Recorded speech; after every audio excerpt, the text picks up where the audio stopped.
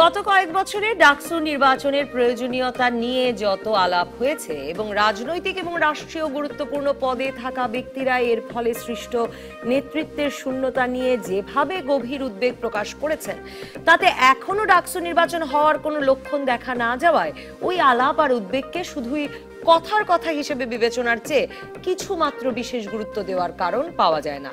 কারণ ভুলে গেলে তো চলে না যে স্বাধীনতার পর অন্তত ৪৪ বার এই নির্বাচন হওয়ার কথা থাকলেও হয়েছে মাত্র ৬ বার, আর ৯০ এর পর একবারও হতে পারেনি এই নির্বাচন। বিশ্ববিদ্যালয়ের হল সংসদগুলোতেও আর নির্বাচন নেই। নির্বাচন ডাকসুর দেখা দেখি বন্ধ হয়ে গেছে বাকি পাবলিক বিশ্ববিদ্যালয়গুলোতেও। এহেন অবস্থায় ঢাকা বিশ্ববিদ্যালয়ের চ্যান্সেলর রাষ্ট্রপতি আব্দুল হামিদ বললেন, নেতৃত্বের শূন্যতা ঠেকাতে ডাকসু নির্বাচন হতেই হবে, আ মাস্ট।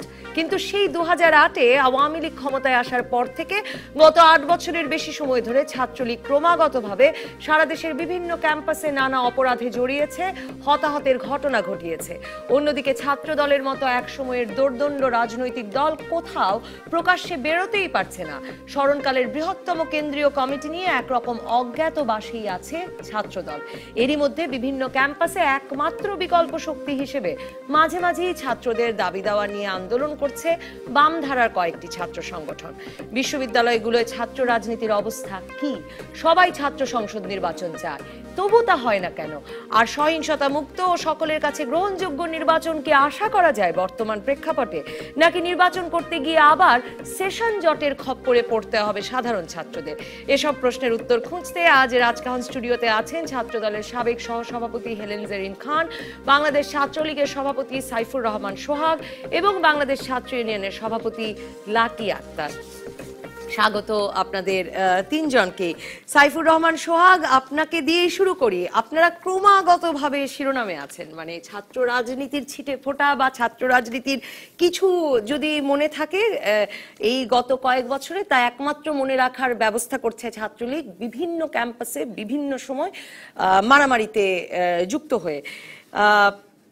এটি আসলে বাংলাদেশের ছাত্র রাজনীতির কোন দশা মানে নমুনা দেয়? আর এই দশায় থেকে আপনারা গত বছর সম্ভবত ১৯ দফা দাবি জানিয়েছেন ভিসিকে ঢাকা বিশ্ববিদ্যালয়ের, আপনারাও ডাকসু নির্বাচন চেয়েছেন।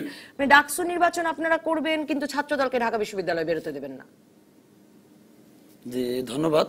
তো আপনি যেটা বলেছেন, আপনি আপনার সাথে সব কথার একমত নই। তো প্রথমে বলেছেন যে বাংলাদেশ ছাত্রলীগ অনেক খবরের শিরোনাম, অনেক ভালো খবরের শিরোনাম, আপনি কিন্তু সেটাও বলতে পারতেন। আজকে যে কাজটি হয়েছে সেটাও দেখেছেন, গত ৪ দিন যাবত আমাদের ইন্টার্নি চিকিৎসক যে আন্দোলন করেছে, একমাত্র বাংলাদেশ ছাত্রলীগের হস্তক্ষেপের মাধ্যমে কিন্তু সেই ধর্মঘট স্থগিত করা হয়েছে। সাইফুর রহমান সোহাগ, আমি একটু থামাই। আপনি যেহেতু এই প্রসঙ্গ তুললেন, এটিকে একটি ভালো উদাহরণ হিসেবে তুলে ধরছেন।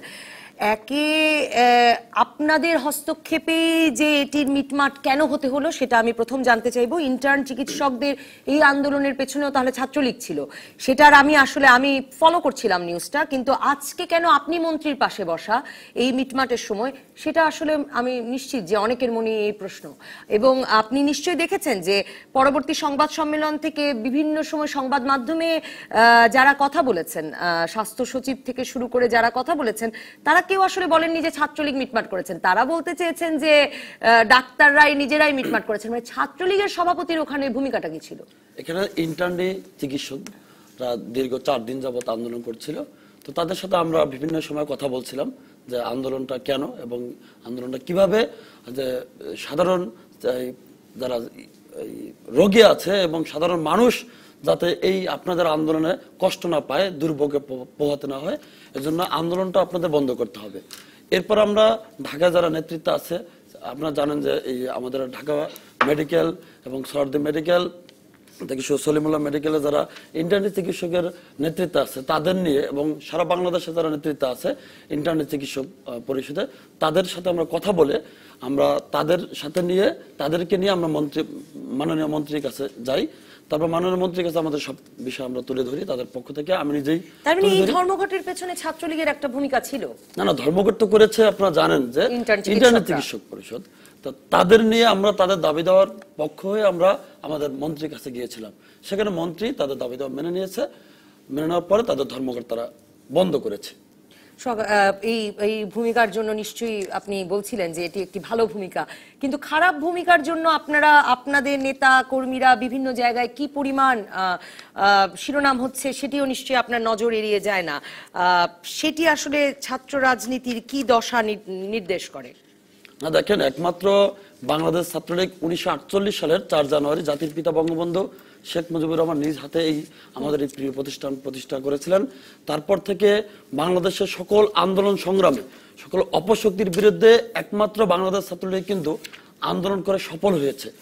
আপনারা দেখে থাকবেন ভ্যাট বিরোধী যে আন্দোলন, সেটাও কিন্তু বাংলাদেশ ছাত্রলীগের হস্তক্ষেপে কিন্তু সেটা সমাধান হয়েছে এবং সরকার মেনে নিয়েছে। অর্থাৎ আমি মনে করি পুরোটা যত আন্দোলন সংগ্রাম আছে সব ক্ষেত্রে কিন্তু বাংলাদেশ ছাত্রলীগের অবদান। জি, লাকি আক্তার, আমি আপনার কাছে যেতে চাই যে ছাত্র রাজনীতির এখন কি দশা মনে করছেন, আর ডাকসু নির্বাচন হলে কোথায় আসলে মূলত পরিবর্তন আসবে? সবাই ডাকসু নির্বাচন চান, হয় না নির্বাচনটা, কিন্তু মাঝে মাঝে এই কথা ওঠে। এবং আপনি নিশ্চয়ই লক্ষ্য করেছেন যে রাষ্ট্রপতি তো বলেছেনই, এর আগে আওয়ামী লীগের সাধারণ সম্পাদক এই কথা বলেছেন, শিক্ষামন্ত্রী কথা বলেছেন যে ডাকসু নির্বাচন হতে হবে। ধন্যবাদ। আজকে এই অনুষ্ঠানে যারা উপস্থিত আছেন এবং যারা শুনছেন সবাইকে শুভেচ্ছা জানাচ্ছি। প্রথমেই একটা বিষয়ের বিচার চেয়ে আমি রাষ্ট্রের কাছে দাবি করছি। আজকে 6ই মার্চ আপনারা জানেন উদীচীর উপরে যে বোমা হামলা হয়েছিল সেই যশোরে, সেই হত্যাকাণ্ডের আজকে দিবস। আমি সেই হত্যাকাণ্ডের বিচার দাবি করছি। একই সাথে সাথে গত 4 বছর আগে তকি, নারায়ণগঞ্জের তকিকে এই দিনে হত্যা করা হয়েছিল, সেই তকি হত্যাকাণ্ডের বিচার এখনো হয়নি, চার্জশিট এখনো আদালতে যায়নি। আমি সেই বিচারটা দাবি করেই আমি শুরু করছি।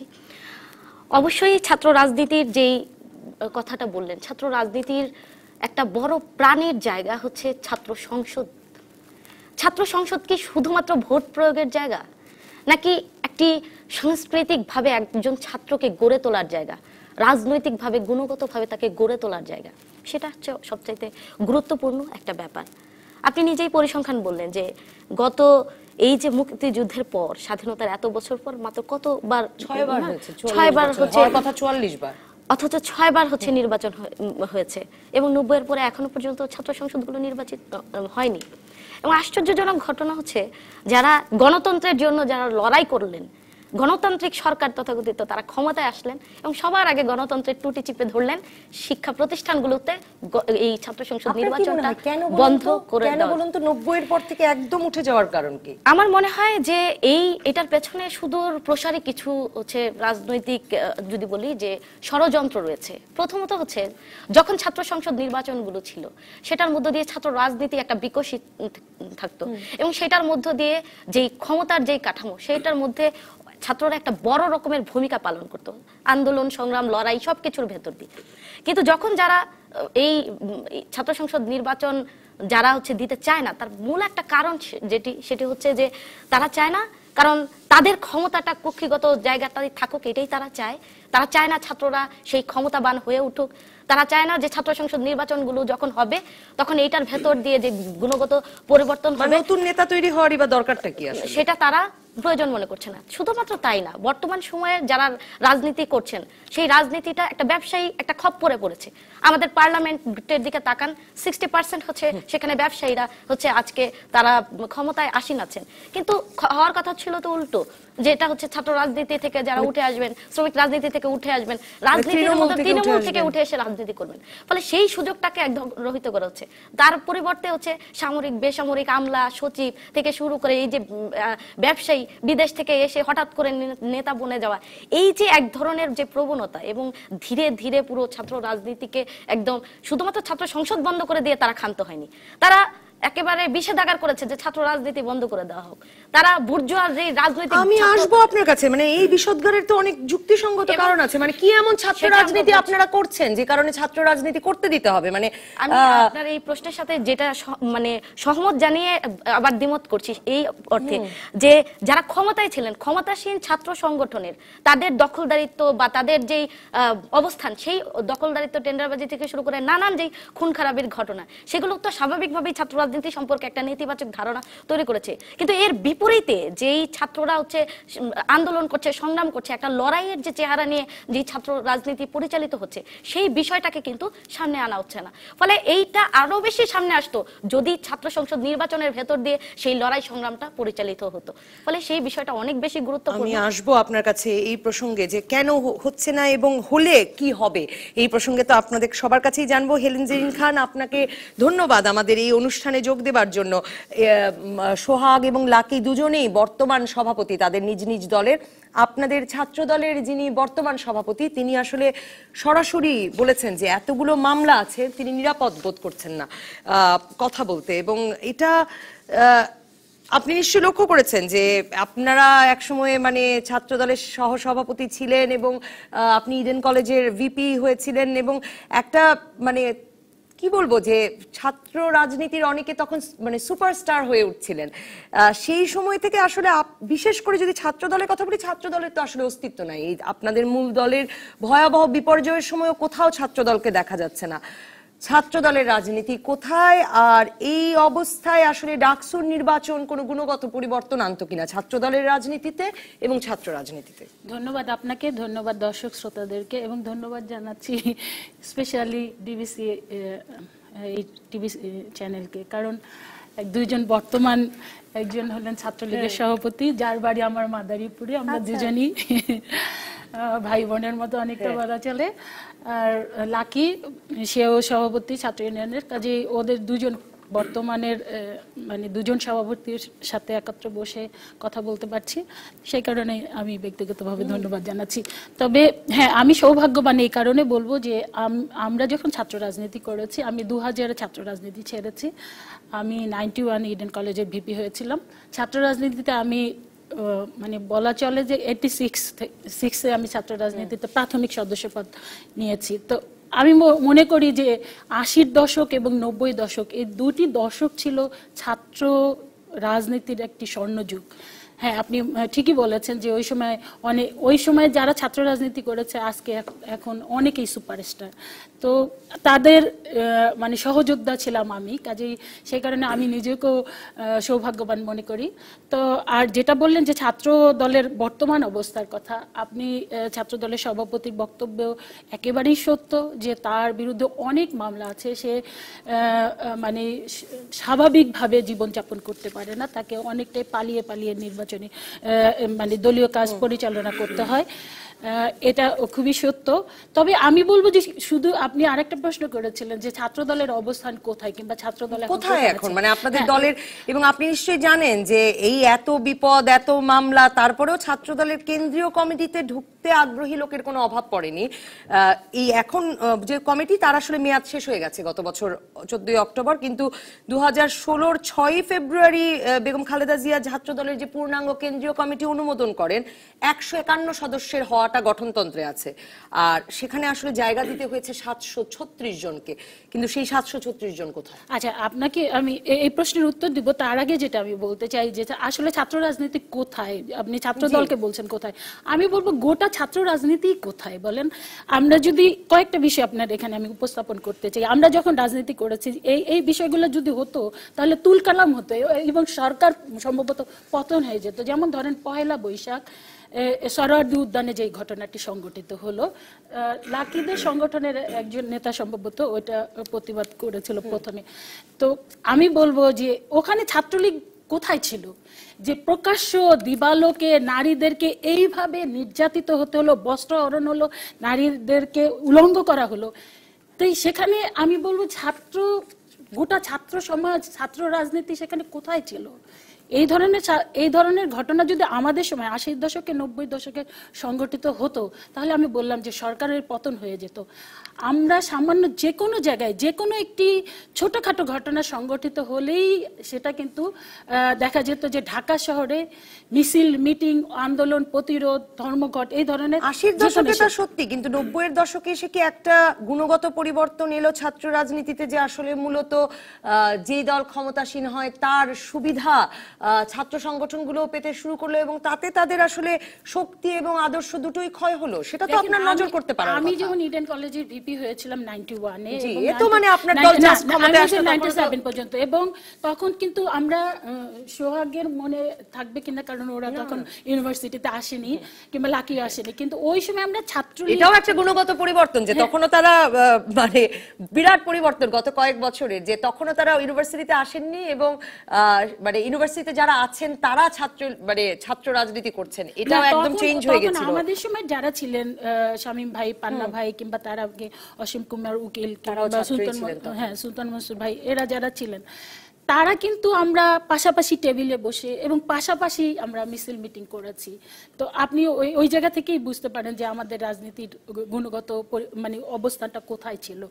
সে তখন কিন্তু আমরা অনেক ক্ষেত্রে অনেক জায়গায় আমরা দেখেছি যে একত্রে একই বিষয় নিয়ে আমরা মিছিল মিটিং করেছি, কিন্তু এখন কিন্তু ছাত্র দল ক্যাম্পাসে যেতে পারে না, শুধুমাত্র ক্যাম্পাসে নয়, প্রকাশ্যে কোনো রাজনীতি করতে পারে না। সাইফুর রহমান সোহাগ, আমাকে এই উত্তর আপনার কাছেই নিতে হবে যে ছাত্র দল কোথায় গেল, মানে ঢাকা বিশ্ববিদ্যালয়ের আর কোনো ছাত্র দল নাই, মানে ছাত্র দল কেন বেরোতে পারে না সেই প্রশ্ন আপনার কাছে আমি জিজ্ঞেস করব, এবং ছাত্ররা ঐক্যবদ্ধ হয়ে আন্দোলন করা, ছাত্রদের ইস্যুতে আন্দোলন করা, সেটা একেবারে হারিয়ে যাচ্ছে কেন? আপনাদের আওয়ামী লীগের সাধারণ সম্পাদকও এই বিষয়ে কদিন আগে উদ্বেগ প্রকাশ করেছেন। দর্শক থাকুন রাজকাহনে।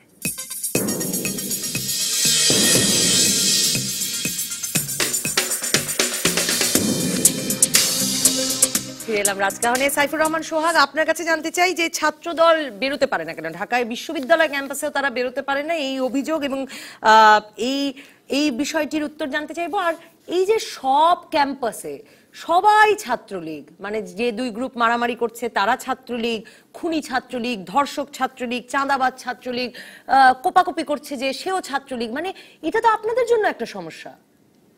না না, দেখেন এরকম আপনি যেটা বললেন টোটালি আমি বলবো অসত্য। লাস্ট যেটা বললেন আর কি, ধর্ষক চাঁদাবাজ, বাংলাদেশ ছাত্রলীগে কখনোই কোনো ধর্ষক থাকে না, কখনোই কোনো চাঁদাবাজের বাংলাদেশ ছাত্রলীগের আশ্রয় প্রশ্রয় দেয় না। অথবা আপনি যারা বলছেন কোথা থেকে কোন তথ্য নিয়ে বলছেন আমি জানি না। আমি পূর্বে প্রথম কোশ্চেন আমি আসি। জি, এর মধ্যে আপনাদের দুই ধরেন ছাত্রলীগের দুই গ্রুপে যত কোন্দল হয়েছে, কোন্দলে যে মৃত্যু হয়েছে, সেখানে তো একজন আরেকজনকে খুন করেছে, সেটা কোথায় হয়েছে বলেন, আমি আনসার দেই। মানে আমি এখনই মানে আমি এত বড় জি জি জি মানে এখন যে না না আপনার ফলোর না, জি জি জি জি মানে আপনি দুই গ্রুপের মারামারিতে আমি আনসার করি, আমাকে প্লিজ হ্যাঁ 2 মিনিট সময় দেবেন আমার মানে স্পেসিফিক।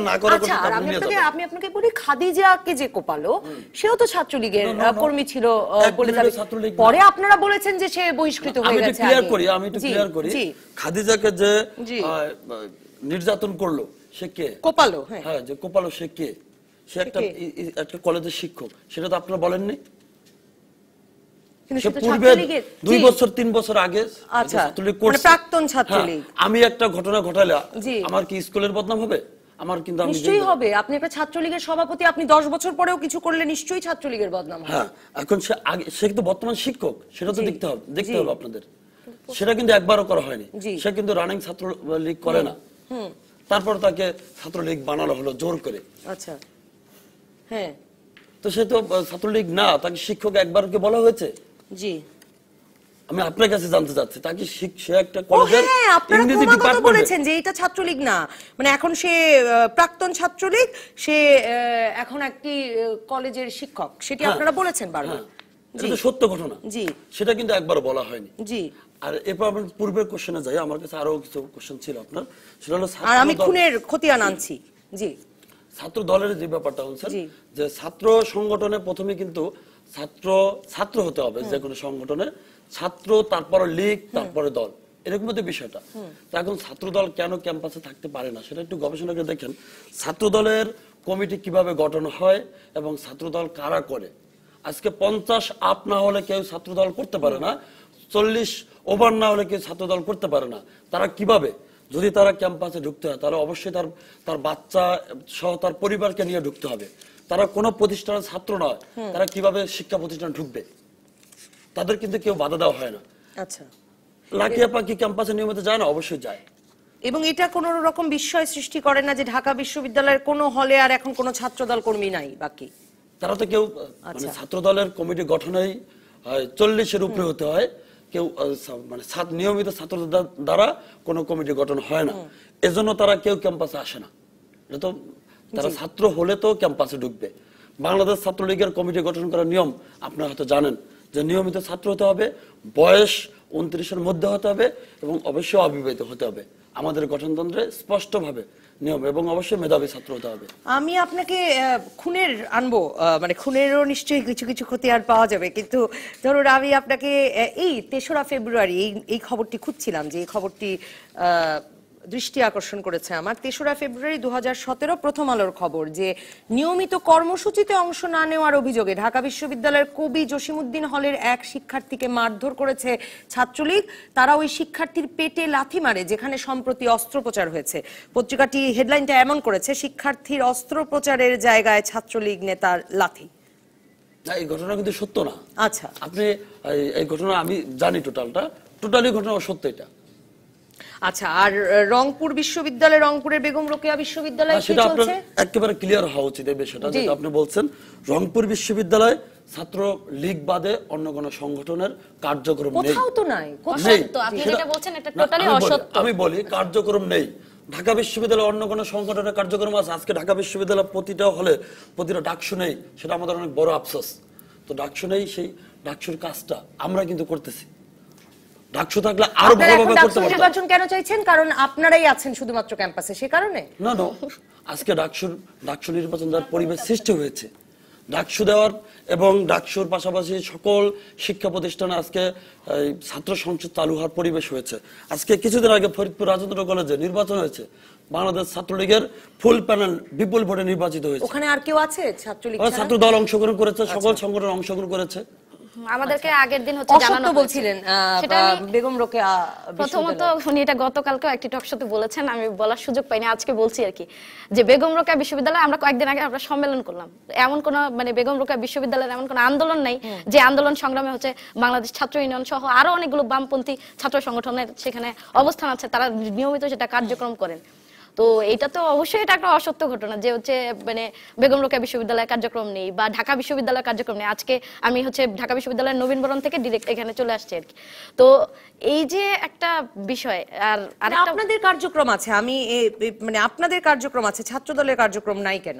ছাত্র দলের কার্যক্রম নাই সেটা তো একটা সোহাগ যে যুক্তিটি বলেন সেটি কি ঠিক, যে আসলে বিশ্ববিদ্যালয়ের ভেতরে বিশ্ববিদ্যালয়ের ছাত্রদের দিয়ে তাদের কোনো কার্যক্রম নাই বলেই তারা করতে পারছে? তাদের এটা মানে একটা আংশিক একটা সত্যতা তো আছে যে আসলে তাদের যে কমিটি গঠনের যে জায়গাটা সেটা হচ্ছে তাদের যে বয়সের যে বিষয়গুলো সেগুলো অবশ্যই মানে সঠিক, কিন্তু এটা তো সত্য যে আপনি অনেক পত্রিকার খবরের শিরোনাম খুঁজলেই দেখবেন যে অনেক জায়গায় ছাত্রদল হয়তো কোনো একটা মিছিল করতে গেছে, সেই এই রাঙামাটিতে অথবা এই সপ্তাহের ঘটনা, রাঙামাটিতে হচ্ছে ছাত্রদল হচ্ছে একটা মিছিল করতে গেছে, সেখানে হচ্ছে ছাত্রলীগ সহ অনেকেই সেখানে হামলা করে সেটা হচ্ছে ভেঙে দিয়েছে আর কি।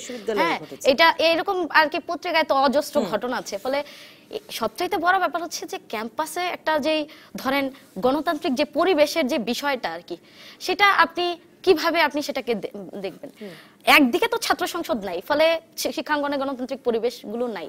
আরেকদিকে এটা একটা নিয়মের মতো হয়ে গেছে যে যারা যখন ক্ষমতায় থাকেন তাদের ক্ষমতাসীন যে ছাত্র সংগঠন তাদের যে একটা আধিপত্য, এবং সেই আধিপত্যটাকে বিস্তারের জের ধরে নানান ধরনের যে ঘটনা সেটা একেবারে প্রায় সর্বক্ষেত্রে সেটা হচ্ছে আমরা দেখতে পাই।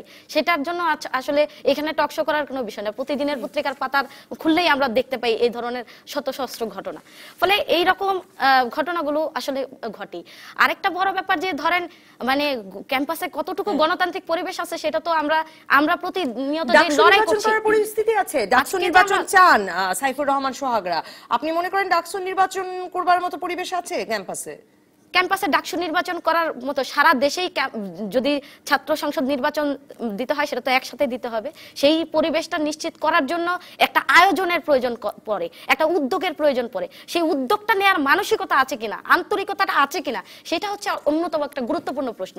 যে সবাই যখন ডাকসু চান তাহলে কেন ডাকসু হয় না? তার মানে যারা এটা চাইতেছেন, তারা যারা ক্ষমতায় আছেন তাদের এটা নিয়ে যথেষ্ট পরিমাণ আন্তরিকতার ঘাটতি আছে। এই প্রশ্ন তো নিশ্চয়ই সোহাগকে করব, কিন্তু হেলেন জেরিন খান আপনাকে জিজ্ঞেস করতে চাই যে ছাত্র সংগঠনগুলো ছাত্রদের বিষয়ে যথেষ্ট কথা বলছে না, ছাত্র সংগঠনগুলো দলের বিপদে রাস্তায় বেরোতে পারছে না, আবার দলের ভালো সময়ে সবচেয়ে দুর্দণ্ড প্রতাপশালী হয়ে উঠছে।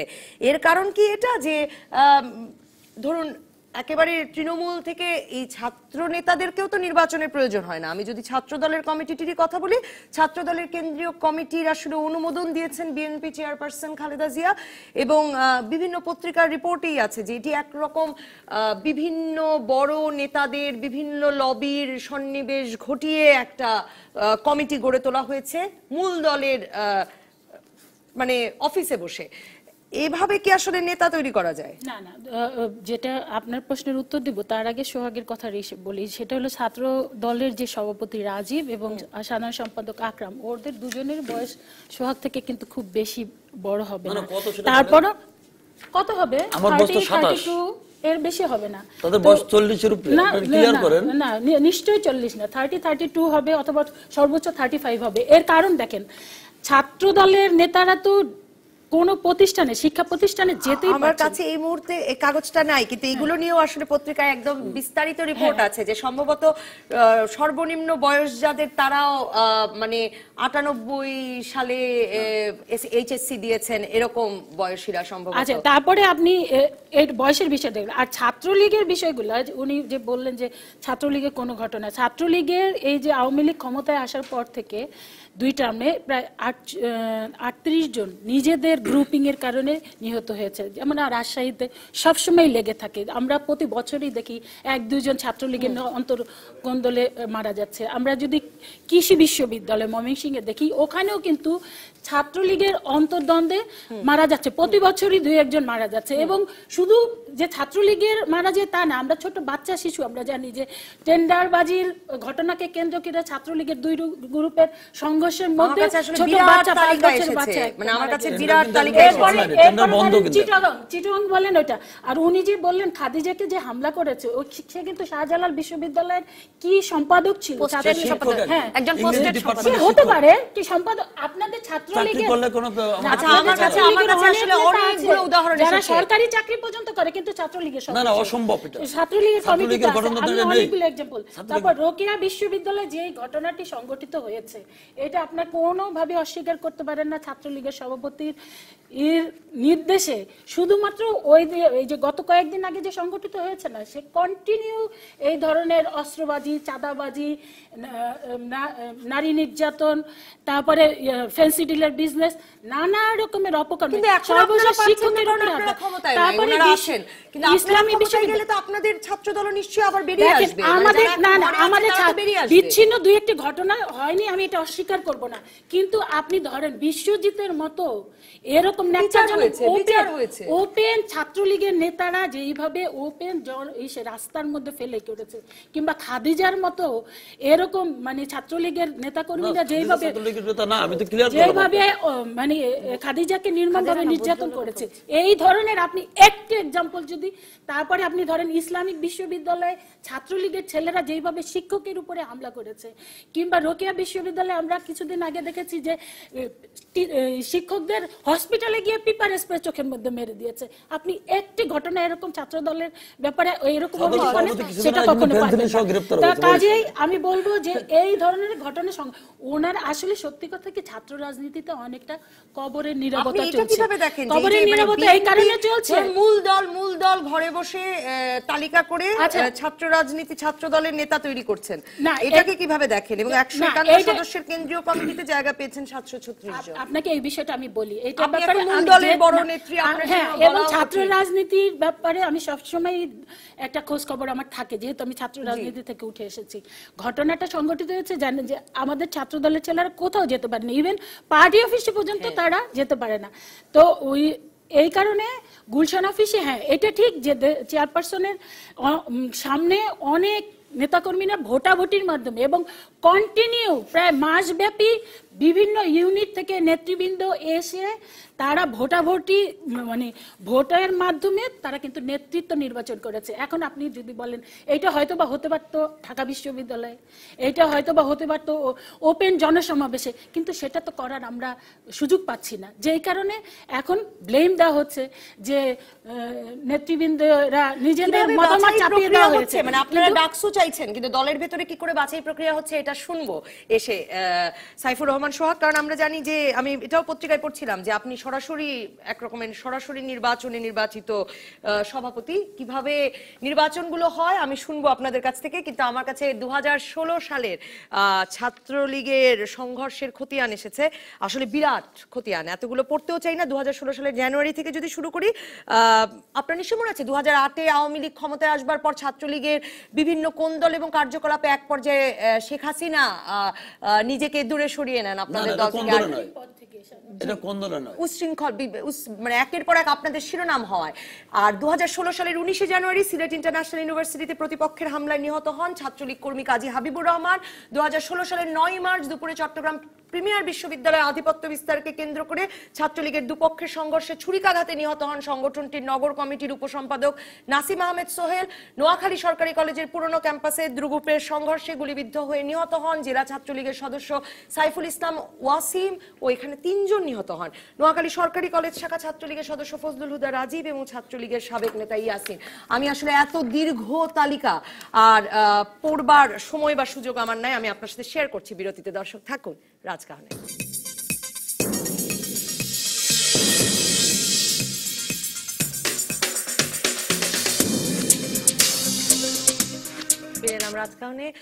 সাইফুর রহমান সোহাগ, আপনাদের পত্রপত্রিকার খবরে যে আপনি যেই কাউন্সিলের মাধ্যমে 28তম জাতীয় কাউন্সিলের মাধ্যমে আপনি সভাপতি নির্বাচিত হয়েছেন, সেই সরাসরি নির্বাচনের কথাই, মানে আমরা এবার তো ভীষণ বর্ণাঢ্যভাবে আপনাদের দলের প্রক্রিয়া দেখলাম, প্রায় একই প্রক্রিয়া, যে 110টি ইউনিট থেকে কাউন্সিলর নির্বাচন করে আনা হয়েছে 25 জন করে সম্ভবত, তার মানে 25,000-এর মতো, 25 গুণ 110 2500 মানে এরকম 3100-র মতো ভোট ছিল, 3100-র মতো ভোট দেন। এবং তারপরে বড় মানে প্রধান দলেও যেরকম হয়েছে সভাপতি এবং সাধারণ সম্পাদক বাছাই হয়েছে, অন্য পরে কমিটিটি কারা বাছাই করেন আপনাদের আওয়ামী লীগের? সভাপতি সাধারণ সম্পাদক যারা ভোটে নির্বাচিত হয়।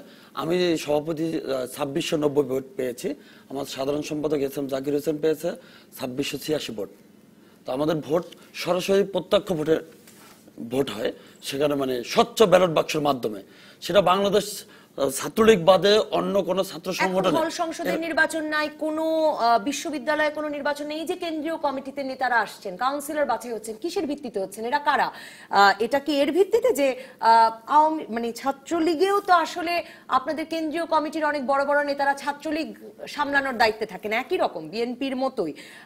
না না, আমাদের সরাসরি মাননীয় প্রধানমন্ত্রী দেশরত্ন শেখ হাসিনা আমাদের পরামর্শ দেন। জি, সেখান থেকেই আপনাদের তৃণমূল থেকে নেতা বাছাই হয়ে আসে? প্রথমত আমাদের প্রতিটা জেলা ইউনিট থেকে 25 জন ভোটার, জি 25 জন ভোটার আমাদের ভোট দিয়ে কেন্দ্রীয় কমিটির সভাপতি সাধারণ সম্পাদক ওই 25 জন কি করে ছাত্রলীগে পরিণত হন? মানে এই যে অনেক সময়, কেন প্রশ্নটি করছি, অনেক সময় যে বিভিন্ন অপরাধে জড়িত হয়ে পড়লে আপনারা বলেন এরা ছাত্রলীগ নয়, ও দাবি করছে কিন্তু এ আসলে ছাত্রলীগ নয়, মানে কে ছাত্রলীগ কে ছাত্রলীগ না সেটা এখন বোঝা যায় কি করে? সেটা দেখেন, কেউ 10 বছর আগে ছাত্রলীগ করেছে অথবা সে ছাত্র ক্যাম্পাসে, কারণ ক্যাম্পাসে এখন ছাত্রলীগ বাদে অন্য কোন সংগঠনকে কোন ছাত্রছাত্রী পছন্দ করে না।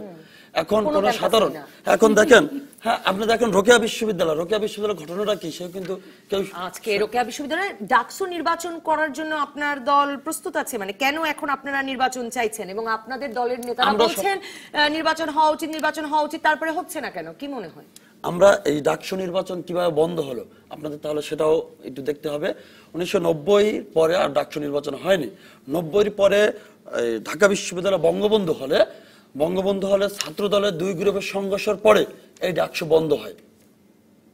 বঙ্গবন্ধু হল মানে সেটা কোন সালের কথা বলছেন? 1990 পরে তার আমাদের ডাকসু নির্বাচন হয়নি। 1990 6 জুনের পরে আর ডাকসু নির্বাচন হয়নি। 90 পরে 1993 সালে সম্ভবত ওই সময় ছাত্র দলের 2 গ্রুপের সংঘর্ষে এই যে ডাকসু নির্বাচন বন্ধ হয়ে যায়। এরপরে কিন্তু ডাকসু নির্বাচন 27 বছর হয়ে গেল। আমি যে তথ্য দেখছি ইত্তেফাকের তথ্য 27 ফেব্রুয়ারি 2016, তারা বলছে 1991 সালের জুনে ভিসি মনিরুজ্জামান মিয়া তফসিল ঘোষণা করেন, তখন ছাত্র নেতারা ছাত্রত্ব ঠিক থাকার এবং প্রার্থী হওয়ার জন্য বিশেষ ভর্তির দাবি করে, মানে তার মানে বয়স পার হয়ে যাওয়া ছাত্র নেতাদের ঝামেলায় এই তখন বাদ হয়। 1994 সালে এমাজউদ্দিন আহমেদ করে, তখন ছাত্রলীগ বলে যে তারা লেভেল প্লেইং ফিল্ড পাবে না, কাজেই তারা নির্বাচন করতে চায় না।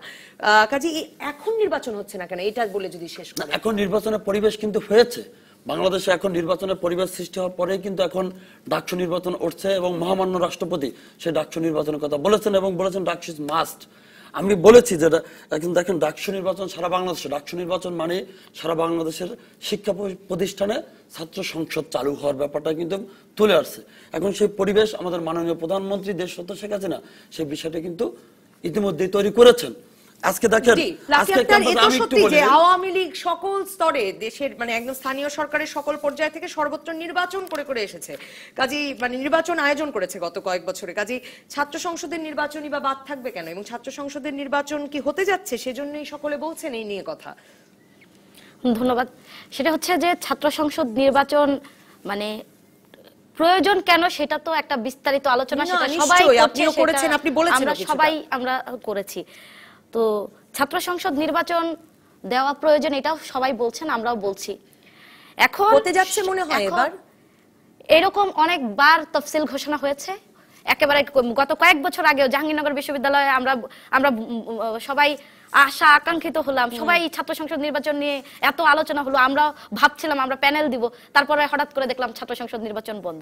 ফলে এই যে নির্বাচনটা হবে কি হবে না সেটা নিয়ে তো একটা বড় রকমের ধোঁয়াশা আছে, অনেক আলোচনা আছে। বিশ্ববিদ্যালয়ের প্রশাসন ডিসাইড করে বলে আপনার মনে হয় যে এখানে আমরা মনে করি যে বর্তমানে বিশ্ববিদ্যালয়ের যে প্রশাসন, আজকে বিশ্ববিদ্যালয়ের প্রশাসন থেকে শুরু করে উপাচার্যদের যে তাদের যে নির্বাচন সেটাও তো আসলে গণতান্ত্রিক ভাবে হচ্ছে না।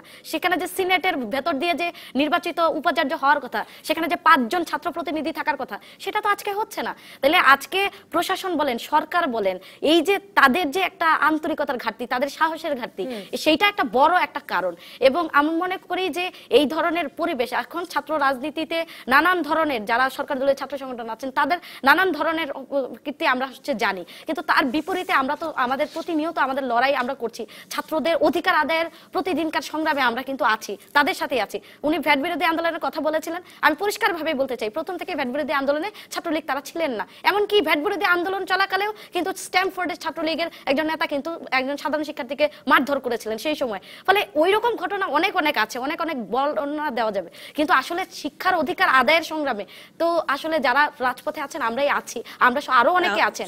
সুতরাং সেই জায়গায় আমরা প্রত্যাশা করব যে এই যে এক ধরনের ক্যাম্পাস এবং পুরো রাষ্ট্রের যে দখলদারিত্বের যে জায়গাটা, সেই জায়গাটা সেই দখলদারিত্বের জায়গাটাতে ডাকসু নির্বাচনের জন্য ক্যাম্পাসগুলো প্রস্তুত বলে মনে করেন? আমি মনে করি একেবারেই প্রস্তুত না। প্রস্তুত হতে হলে প্রথমে ওখানে লেভেল প্লেইং ফিল্ড তৈরি করতে হবে। ওখানে ছাত্রদল যাতে স্বাভাবিকভাবে ক্লাসে যেতে পারে, সমস্ত প্রোগ্রামগুলোতে অংশগ্রহণ করতে পারে, সেই অবস্থা সৃষ্টি প্রথমে করতে হবে। কারণ আপনি জানেন এদেশের বৃহৎ 2টি দল, একটি হচ্ছে জাতীয়তাবাদী দল আর একটি হচ্ছে আওয়ামী লীগ। তো কাজেই আওয়ামী লীগের অঙ্গ সংগঠন কিংবা সহযোগী সংগঠন যদি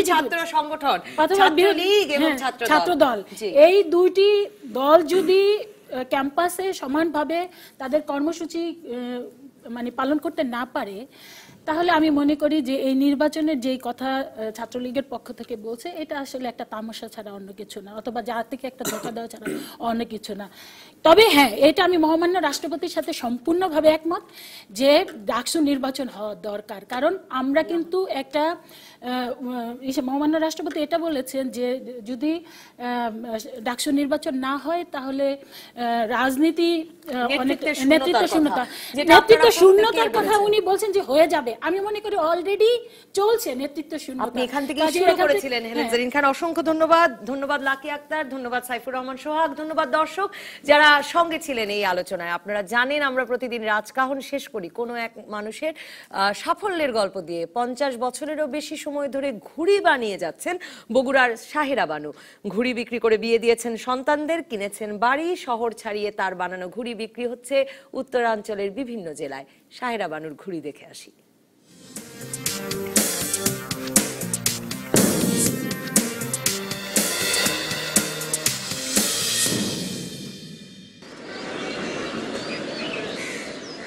শখের বশেই ঘুড়ি বানিয়ে পাড়ার ছেলেদের কাছে বিক্রি শুরু করেছিলেন শাহেরা বানু।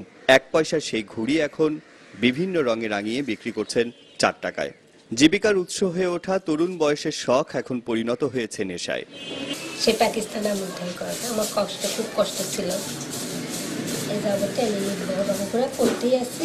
এখন আল্লাহ দিল আমার এই পয়সাটা দিয়ে 3টা মেয়েকে আমি বিয়ে দিচ্ছি, 2টা ছেলেকে আমি বিয়ে করাচ্ছি, একটা বাড়িও আমি কিনছি। স্থানীয়দের পাশাপাশি দূর দূরান্ত থেকে অনেক ঘুড়ি বিক্রেতাও আসেন তার ঘুড়ি কিনতে। দিনে 300 ঘুড়ি বানিয়েও চাহিদা মেটানো যায় না। 2-1 দিন পর পরই আসা লাগে চেলাপাড়া থেকে। 4 টাকা করে এখান থেকে দাদের এখান থেকে কিনে 6 টাকা করে বিক্রি করি। ঘুড়ি বানানো আমাদের একটা নেশা ছিল, আর সেই নেশাতে দাদি আমাদের ঘুড়ি বানায় নেশাটা বাড়িয়ে দিচ্ছিল। দাদি অনেক সুন্দর ঘুড়ি বানায়। বগুড়ার ভিতরে ওনার ঘুড়ি সব থেকেই ভালো, আর আমাদের বড় ভাইয়েরা ওনার কাছ থেকে নিয়ে ঘুড়ি উড়াইছে। ব্যতিক্রমী এই নেশাকে পেশা হিসেবে নিয়ে দিনরাত রং বেরঙের ঘুড়ি বানিয়ে চলেছেন শাহেরা বানু। বেশি থাকবে বেশি থাকে, ওই ওর ফাঁকে ফাঁকে একটু ঘুমাই, বিছানায় ঘুমাই না, বিছানা ঘুমাইলে তো বেশি ঘুম হবে। ওখানে যেখানে গুড্ডি বানাই ওখানেই ঘুমাই। ওর ক্যাচ বেজে শুনলে আমাকে আনন্দ লাগে, ক্যাচ বেজে যখন না করে না তখন আমার ভালো লাগে না, খেলতে চলে যায়। শিশু কিশোর সবার মুখে হাসি ফুটিয়ে এবং অনেকের উপার্জনের পথ নিশ্চিত করে অনন্য এক দৃষ্টান্ত রেখে চলেছেন বগুড়ার শাহেরা বানু। Rakib Jewel, DBC news, Bogura. আপাতত বিদায় রাজকাহন থেকে। প্রতিদিন রাত 10টা পর্যন্ত সব খবরে খুঁজতে থাকুন রাজনীতি। তারপর রাত 10টা থেকে 12টা আপনার বিশ্লেষণের সঙ্গে মেলাবো আমার বিশ্লেষণ। তৈরি হবে নতুন রাজকাহন। থাকুন ডিবিসি নিউজের সঙ্গে।